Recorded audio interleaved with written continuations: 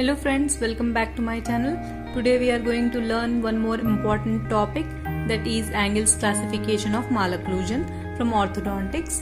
Before going into details, make sure you subscribe to my channel and hit the bell icon so that you can receive notifications as soon as I upload my new video.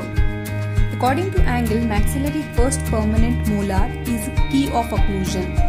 He considered these teeth as a fixed anatomic reference points within the jaw. Based on the relationship of the lower first permanent molar to the upper first permanent molar, he classified the malocclusion into three main classes. They are class 1, class 2 and class 3.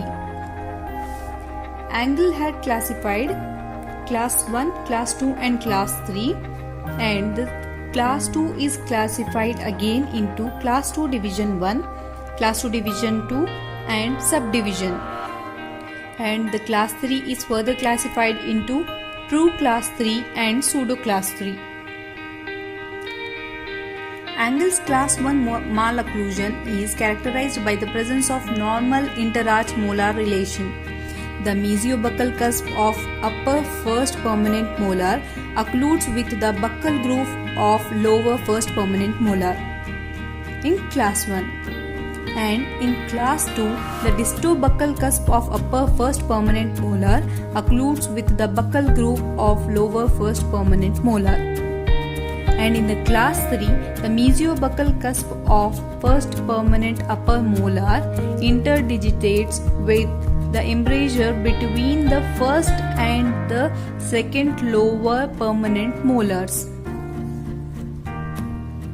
Class 2 division 1 is characterized by the presence of class 2 molar relation and proclined upper incisors and deep bite, whereas the class 2 division 2 is characterized by the presence of same class 2 molar relation and the upper incisors, central incisors are lingually inclined, whereas the lateral incisors are labially tipped.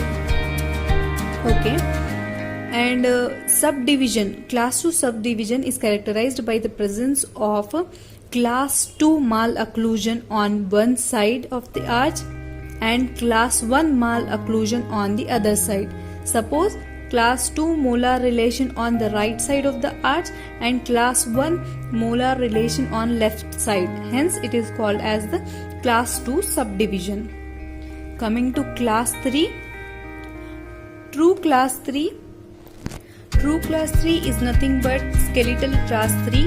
It might be of genetical in origin. And whereas the pseudo class 3 is a malocclusion produced by the forward movement of the mandible during the jaw closure. It can also be called as habitual class 3 or postural class 3. There is also class 3 subdivision. It is characterized by the presence of class 3 molar relation on one side and the class 1 molar relation on the other side. Same as class 2 division subdivision, where there is a class 2 molar relation on one side and class 1 molar relation on other side. Here it is class 3 molar relation on one side and class 1 molar relation on the other side. This classification is simple and easy for application, hence it is used very commonly. I hope you all followed my today's topic. If you did not go through my previous videos, I'll share you the link in description. Please follow my previous videos for easy understanding and learning easily. Please promote this easy way of learning and also share my videos with friends. If you like my video, please do not forget to subscribe my channel. Let's meet a new day with a new topic. Stay home, be safe and keep learning with Dent Learning. Bye bye.